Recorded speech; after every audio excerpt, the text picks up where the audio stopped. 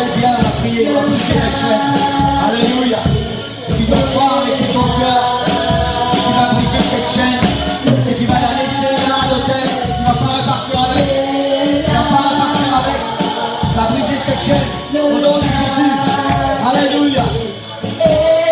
Alléluia. Alléluia. Alléluia. Oh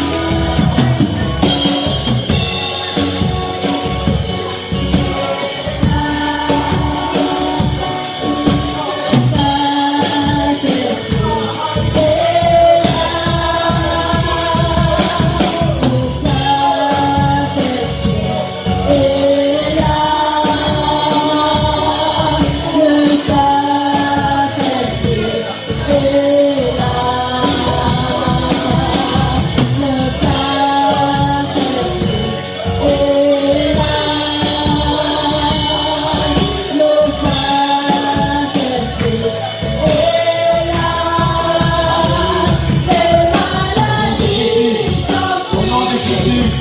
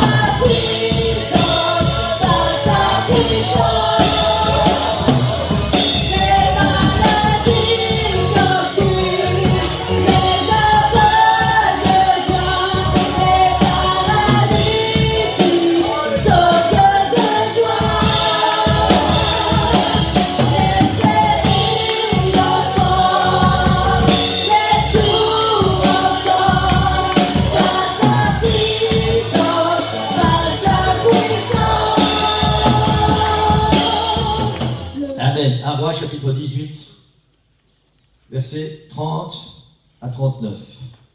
À Rois 18, 30 à 39, pour ceux qui peuvent, on va se lever pour lire la parole du Seigneur. On va faire une grande lecture de 9 versets ce matin. Ce sont les mêmes versets que nous avons lus dimanche dernier. Élie dit alors à tout le peuple, « Approchez-vous de moi. » Tout le peuple s'approcha de lui.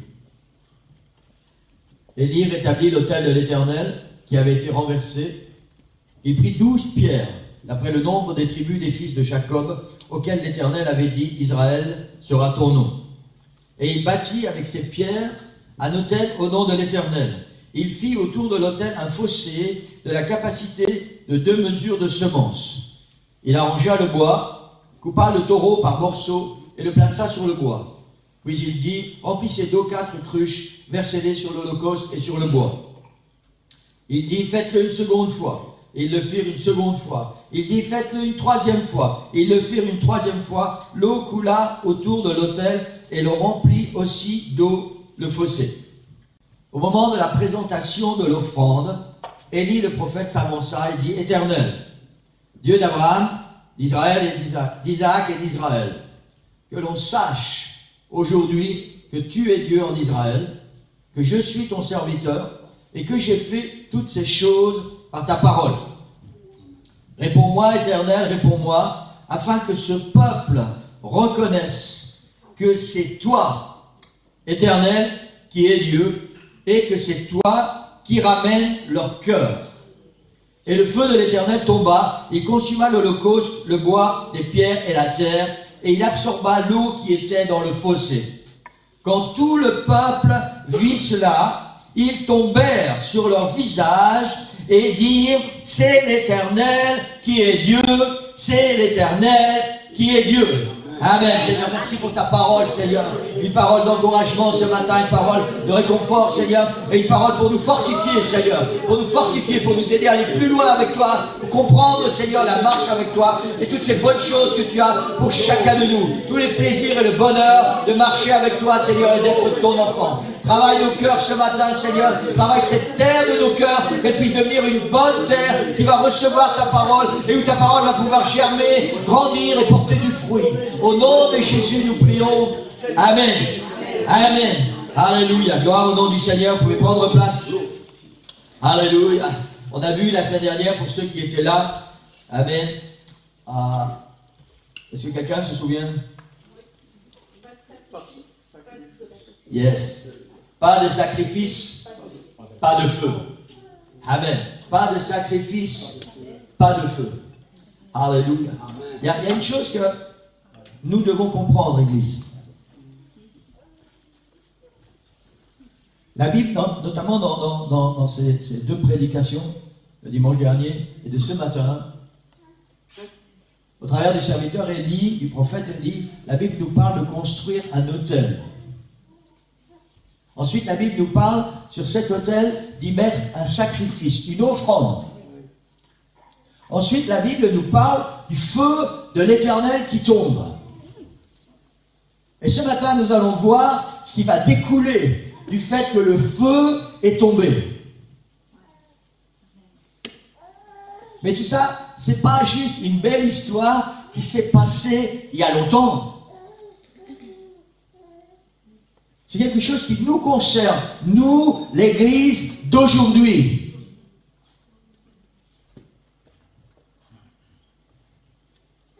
L'apôtre dit que toute écriture est inspirée de Dieu, est utile pour enseigner, pour convaincre, pour corriger, pour nous conduire dans le chemin de la justice. Si ce récit, ce qui s'est passé n'était pas important pour nous, si nous n'avions pas besoin de cet enseignement, il ne figurerait pas dans la parole de Dieu. Laissez-moi vous dire que cette Bible, elle est beaucoup trop petite pour contenir tout ce qui s'est passé, pour contenir les récits que nous pourrions connaître de tous les moments où Dieu a travaillé avec tous ces hommes et toutes ces femmes qui étaient à son service. Déjà, la Bible dit que, rien que pour Jésus, pour accomplir son ministère, ces 3 ans et demi de ministère sur la terre, si on voulait écrire tout dans les livres, la terre ne serait pas assez grande. Alors vous imaginez, depuis le début des temps, il y a plein de choses que nous ne savons pas et que nous ne saurons jamais, qui ne sont pas consignées dans ces livres. Mais tout ce qui est consigné l'a été sous l'influence du Saint-Esprit. Le Seigneur a parlé à ses écrivains et leur a dit, ça tu dois l'écrire. Pourquoi? Parce que nous, l'Église d'aujourd'hui, nous avons besoin de savoir ça. Et nous avons besoin de vivre avec ça. Alors je ne vais pas vous parler ce matin juste parce que j'ai envie de parler d'un autel, d'un sacrifice et du feu.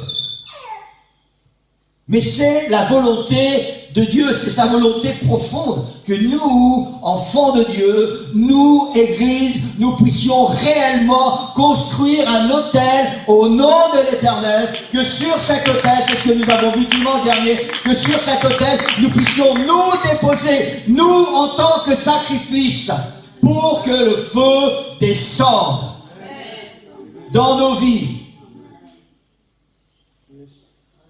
Amen. Alléluia. Pas de sacrifice, pas de feu. Et c'est pour ça qu'il y a tellement de chrétiens que j'appelle des chrétiens morts, des chrétiens vides, des chrétiens desséchés, parce qu'il ne se passe rien dans leur vie.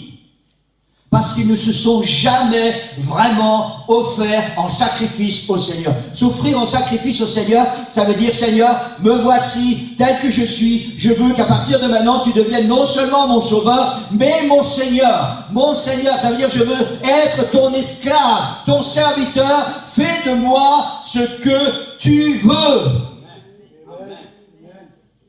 C'est ça, s'offrir en sacrifice.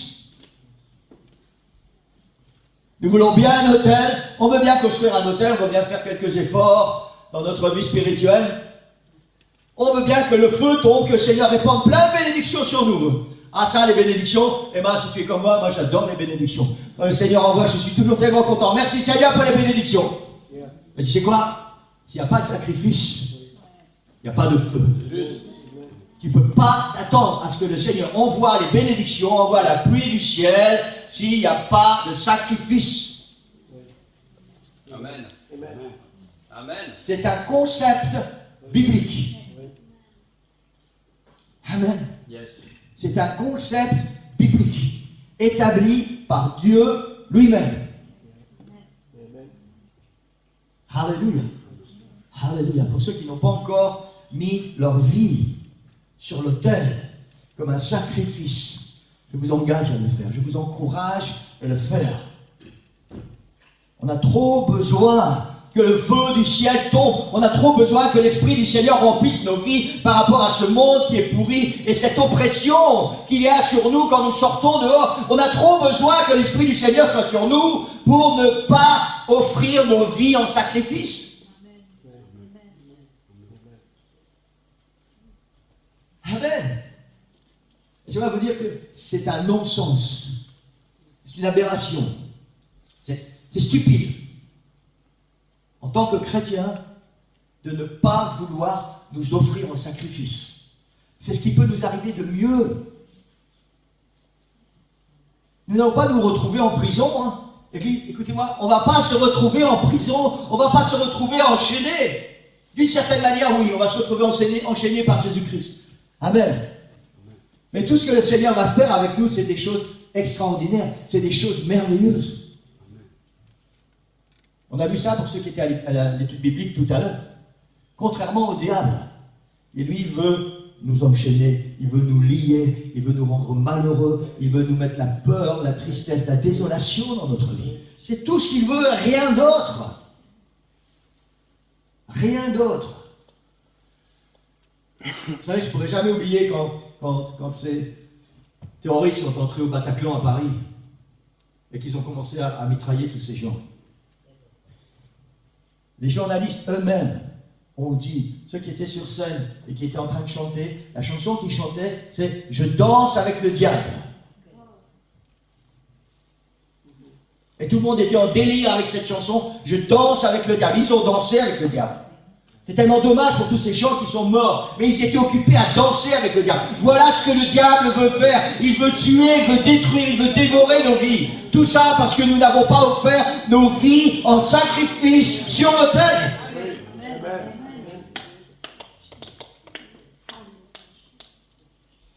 Et c'est juste dommage que c'est seulement, bien souvent, quand il nous arrive des gros problèmes, des gros soucis, qu'on réalise, il serait peut-être temps que je me rapproche du Seigneur. Parfois, c'est trop tard.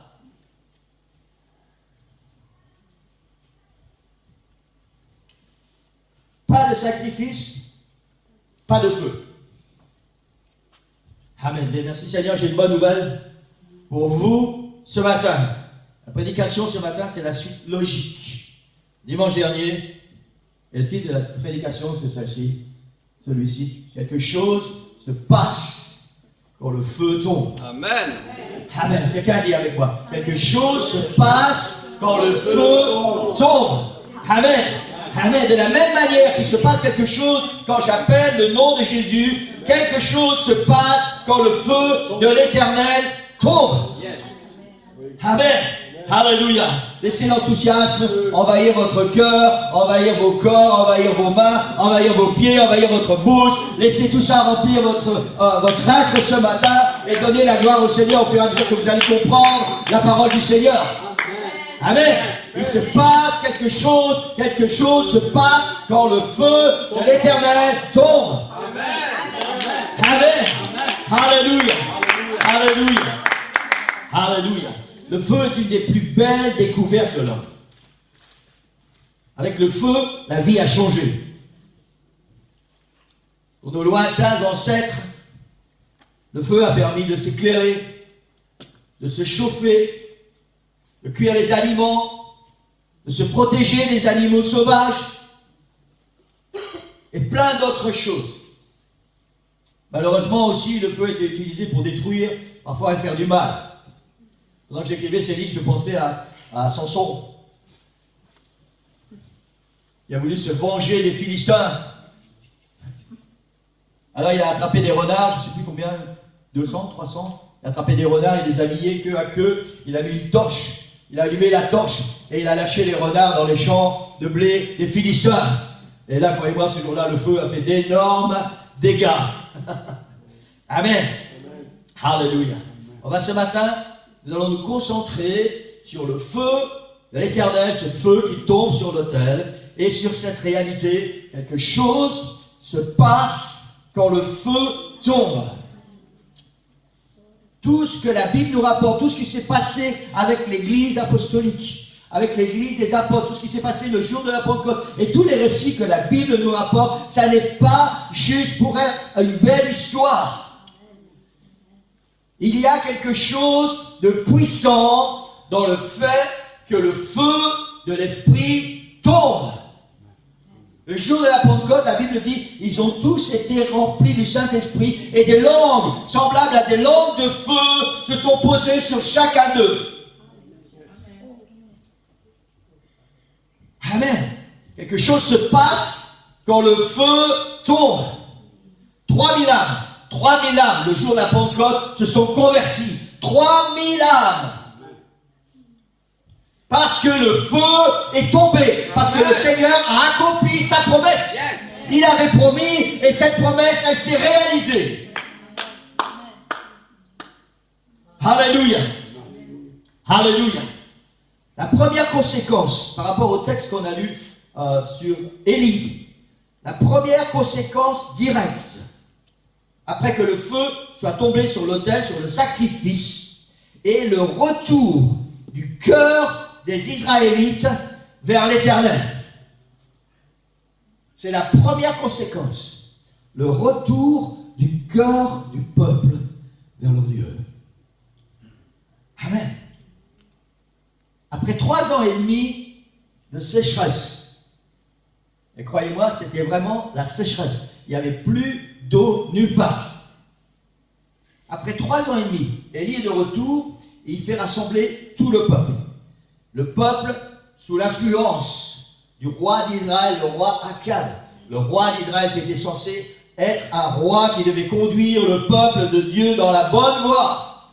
Sous l'influence du roi Akab et de sa femme Jézabel, s'est détourné de l'Éternel et adore des faux dieux, et en particulier Baal, qui est, soi-disant, le dieu de la fertilité. Les dieux qui donnent la vie, mais le peuple de Dieu adore Baal. Ouais.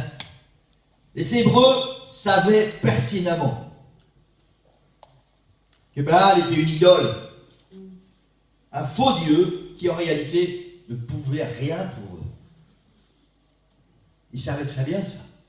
Leur histoire en tant que peuple d'Israël était que c'est seulement l'Éternel qui peut accomplir des grandes choses. Amen. Et ça ne les empêchait pas pour autant d'adorer des faux dieux, à cause de l'influence du roi et de la reine. Élie leur pose cette question. Élie s'approche de tout le peuple et il dit, jusqu'à quand? Ça c'est avant que le feu tombe. Jusqu'à quand clocherez-vous des deux côtés? L'Éternel, Baal, Dieu, le monde. Si l'Éternel est Dieu, il leur pose une question. Il dit maintenant vous allez devoir faire marcher un petit peu ce qui vous sert de cerveau. Si l'Éternel est Dieu, allez après lui. Si c'est Baal, allez après lui. Mais il faut faire un choix. C'est juste. Amen. C'est juste. Et la Bible dit que le peuple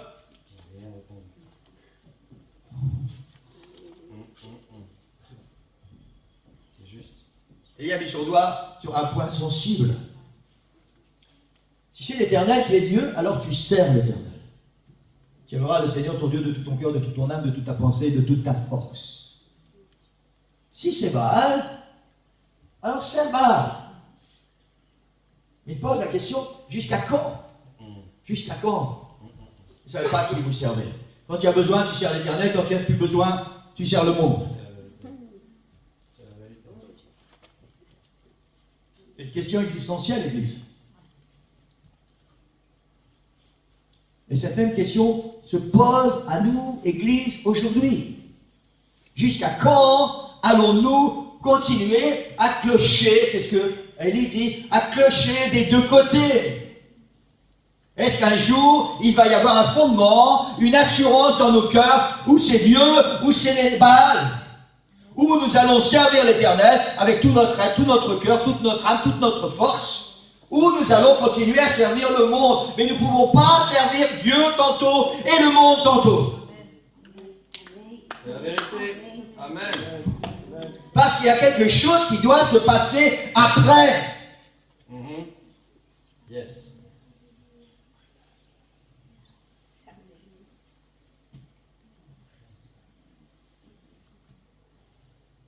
Et j'ai essayé d'imaginer ce qui va se passer maintenant.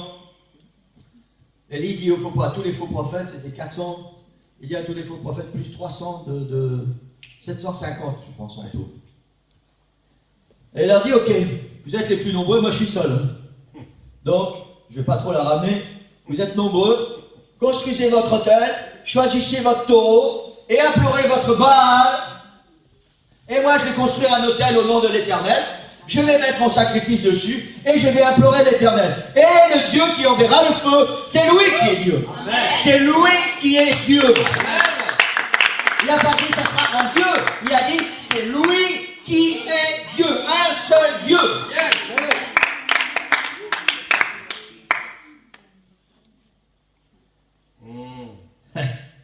Et ce peuple va attendre pendant des heures et des heures. Ces faux prophètes vont construire leur autel, ils vont prendre leur taureau, ils vont couper le taureau par morceaux, ils vont le mettre sur l'autel et ils vont commencer à gesticuler, à faire des danses et des chants et un tas de choses. Et il ne se passe rien. Baal, réponds-nous, Baal, réponds-nous, Baal, réponds-nous. Imaginez 750 faux prophètes en train de dire Baal, réponds-nous, Baal, réponds-nous. Et il ne se passe rien. Yes. Alors ils mettent la vitesse supérieure. Ils prennent des couteaux et ils commencent à se faire des incisions. Et le sang commence à couler. Baal, réponds-nous, Baal, réponds-nous. Et il ne se passe rien. Et Élie, il était gonflé quand même. Hein. Il était tout seul contre 750. Il se moque d'eux. Il dit, hey, vous savez quoi? Peut-être que votre Dieu, il a envoyé un vieil d'or. Criez plus fort, il faut le réveiller. Criez plus fort. Et le comble, c'est que tous ces faux prophètes ont été assez stupides pour le faire. Ah oui, c'est vrai, peut-être que Baal dort, on va le réveiller.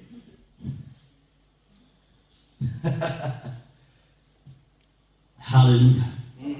Il est possible que plusieurs d'entre les gens du peuple d'Israël, il est fort possible que plusieurs pensaient que peut-être il allait se passer quelque chose. Leur cœur était peut-être détourné de l'Éternel à tel point, ils étaient arrivés à croire que peut-être que Baal pourrait se manifester.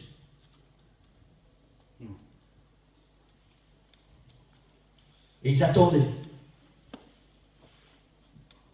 De la même façon que beaucoup de chrétiens qui servent le monde, qui vivent pour le monde, qui se dépensent et dépensent pour le monde et qui pensent que le monde peut leur apporter quelque chose.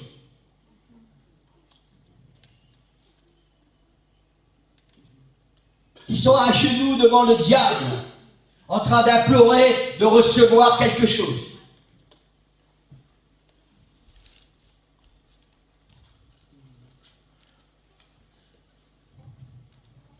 Ces faux prophètes vont aller jusqu'à se faire des incisions. On l'a vu, Baal est un faux dieu. Et il ne peut rien faire.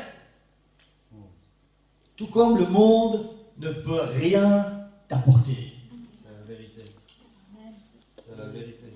Tu peux offrir au monde, tu peux offrir au diable tout ce que tu veux. Johnny Hallyday et Michael Jackson ont signé un pacte avec le diable, avec leur propre sang.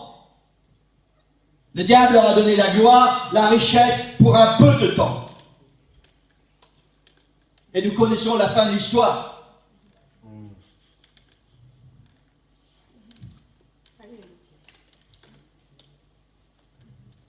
C'est juste. Une des dernières chansons de son dernier album, qui est sorti après sa mort. Dans une de ses chansons, Johnny dit « J'en parlerai au diable ». Ah, il va pouvoir en parler au diable. Mais le diable ne va rien faire pour lui. C'est trop tard. C'est trop tard.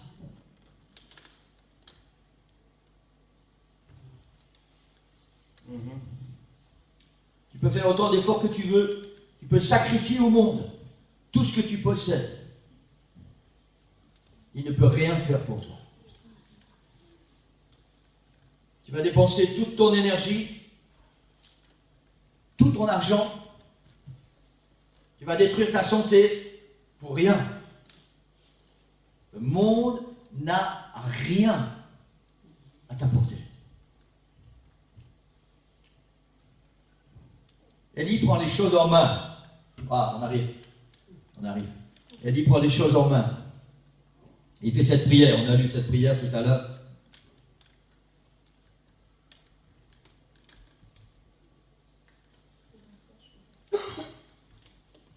Élie fait cette prière, il dit « Éternel Dieu d'Abraham, d'Isaac et d'Israël,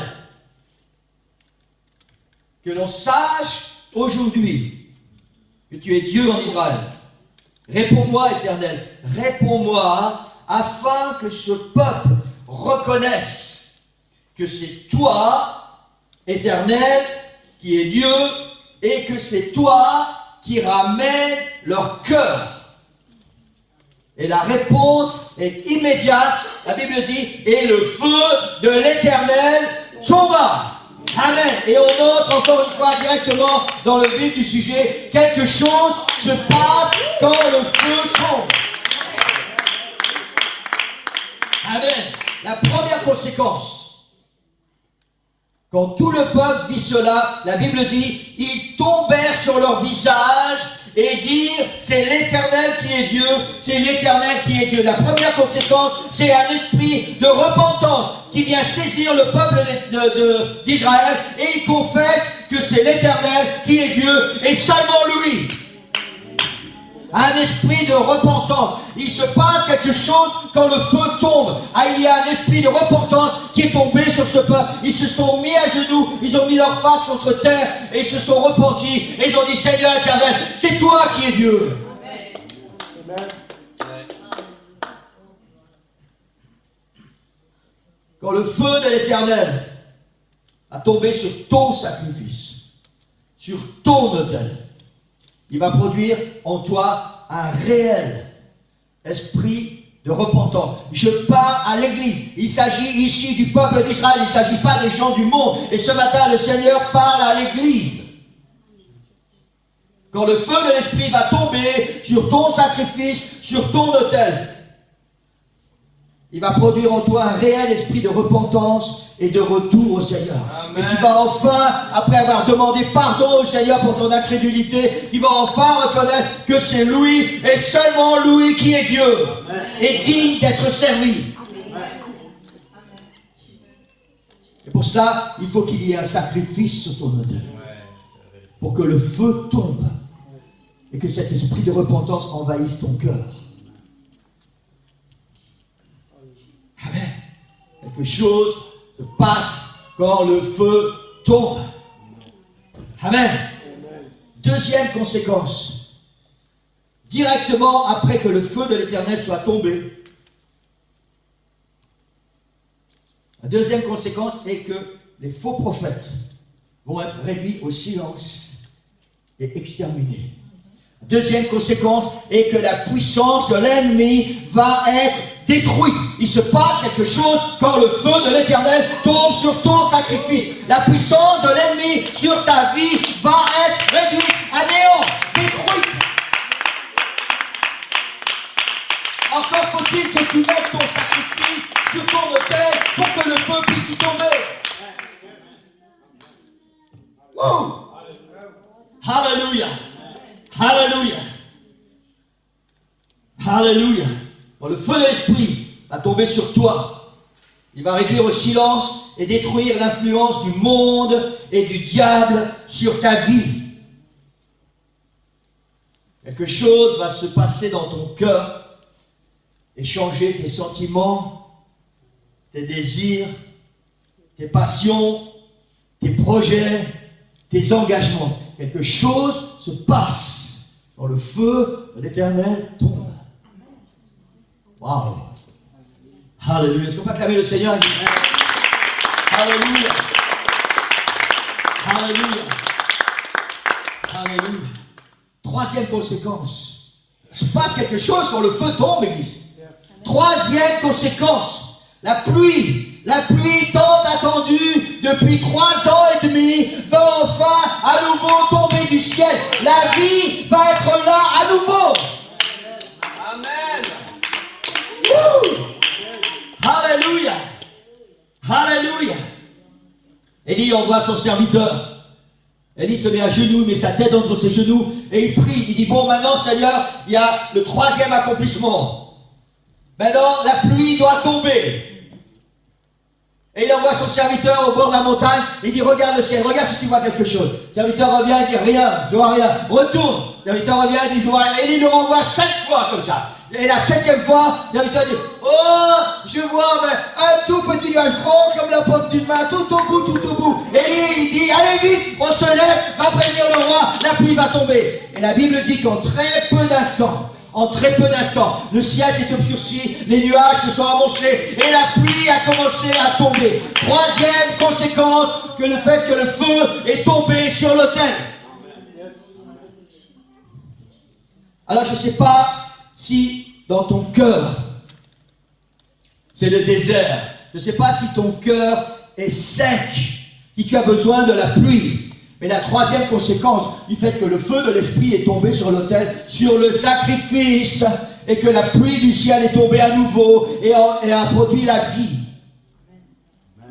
Et le Seigneur parle à quelqu'un ce matin. Si ton cœur est sec, parce qu'il y a trop longtemps que tu n'as pas ressenti la présence du Seigneur, il y a trop longtemps que tu n'as pas été renouvelé du Saint-Esprit, s'il y a dans ton cœur, c'est comme le désert, c'est tout gerché, alors il faut juste que tu mettes ta vie en sacrifice sur l'autel, le feu va tomber et le Seigneur va envoyer à nouveau la pluie sur ta vie.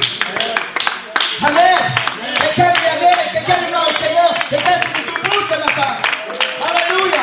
C'est la troisième conséquence du fait que le feu de l'Éternel est tombé sur l'autel. Il se passe quelque chose quand le feu tombe. Alléluia. Woo. Alléluia. Alléluia. Alléluia. Le Seigneur désire envoyer sur ta vie la pluie de l'Esprit. Il n'est pas normal pour un enfant de Dieu que le cœur soit sec, que le cœur soit desséché, que le cœur ressemble à un désert, que nous soyons toujours dans l'attente et il ne se passe rien. Ça n'est pas normal parce que nous sommes des enfants de Dieu. Et si nous sommes vraiment des enfants de Dieu, alors notre vie doit être sur l'autel. Et si notre vie est sur l'autel, alors le feu va tomber et tout ce qui vient avec. Et il faut mettre ta vie sur l'autel. Vous savez, quand nous baptisons, notre baptistère, avant de baptiser, nous demandons toujours au candidat, est-ce que tu veux vraiment offrir ta vie au Seigneur? Est-ce que tu veux que Jésus devienne ton Seigneur, ton Sauveur et ton Seigneur? Est-ce que tu veux le suivre, t'engager à le suivre et le servir? Et tout le monde dit oui.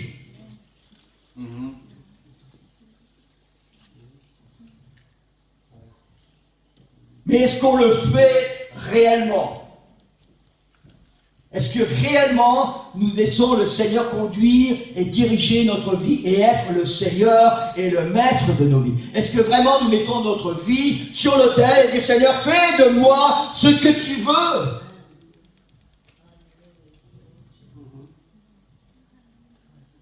Alors le feu de l'Éternel va tomber et il va produire tous ses effets. Alléluia. Alléluia. Alléluia. Quelque chose se passe quand le feu tombe. Et je vais terminer avec David. Certains d'entre vous connaissez certainement cette histoire. David a commis un grand péché aux yeux du Seigneur. On ne va pas entrer dans les détails ce matin. Il a commis un grand péché. Et ce péché entraîne sur le peuple une malédiction. Des hommes et des femmes dans le peuple meurent à cause du péché de David. Maintenant, il faut bien comprendre une chose. David ne s'est pas détourné du Seigneur. David n'a pas été adoré d'autres dieux. Il a juste commis un grand péché d'orgueil. À un moment, il a voulu croire que tout ce qui se passe de bien, c'est quand même grâce à moi.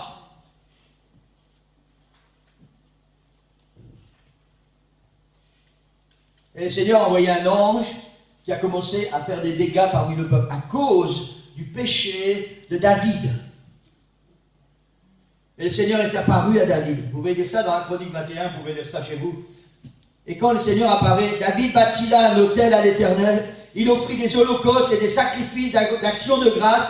Il invoqua l'Éternel, et la Bible dit, et l'Éternel lui répondit par le feu qui descendit du ciel sur l'autel de l'Holocauste. Et il va se passer quelque chose. Quelque chose se passe quand le feu tombe. Et la Bible dit, au verset 27, pour ceux qui vont lire ça à la maison, 1 Chronique 21, verset 27, alors l'Éternel parla à l'ange qui remit son épée dans le fourreau. Fini la paix. Le Seigneur a dit, arrête de détruire. Parce que David s'est repenti, parce qu'il a construit un autel, et sur cet autel, il s'est vraiment mis dessus. Il a offert un sacrifice. La Bible dit, le Seigneur a répondu par le feu, et la plaie s'est arrêtée. Il y a deux conséquences directes du fait que le feu est tombé sur l'autel de David. L'ange arrête de frapper, de punir, et Dieu pardonne à David. Waouh! Parce qu'il y avait un sacrifice sur cet autel. Alors le feu est tombé. Et non seulement David a été pardonné, mais tout le peuple, tous ceux qui étaient autour de lui ont été bénis. La malédiction s'est retirée d'eux. Parfois nous pensons que c'est pas grave. Vous savez, tellement de fois, nous les chrétiens, on pense que moi je fais ce que je veux. Si j'ai pas envie d'aller à la réunion, je vais pas à la réunion. Si j'ai pas envie de marcher avec le Seigneur, je marche pas avec le Seigneur. J'ai pas envie de faire ceci, je fais ce que je veux. Et puis ça regarde pas les autres. Si, ça regarde les autres, ça regarde l'église. À cause de David, à cause du péché de David, le peuple a subi les conséquences.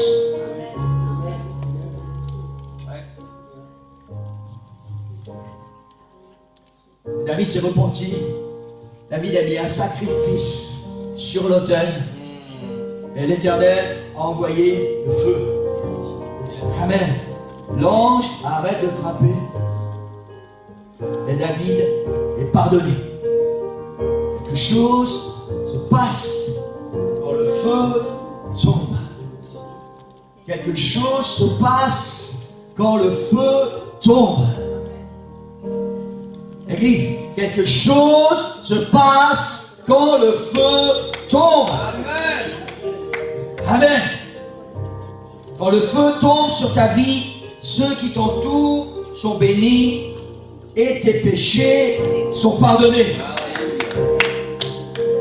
Alléluia. Il faudrait qu'on puisse se mettre debout. Il y a des promesses. Il y a des promesses pour toi ce matin. Des promesses extraordinaires. Extraordinaires. Il faut que tu déposes ta vie en sacrifice sur ton autel. Que tu offres réellement ta vie au Seigneur. Pas des mots. L'église, c'est pas suffisant de construire un hôtel. C'est pas suffisant de temps en temps prier à la maison. C'est pas suffisant de temps en temps de jeûner. C'est pas suffisant de temps en temps de venir à l'église. C'est pas suffisant de temps en temps de mettre un petit billet dans la collecte.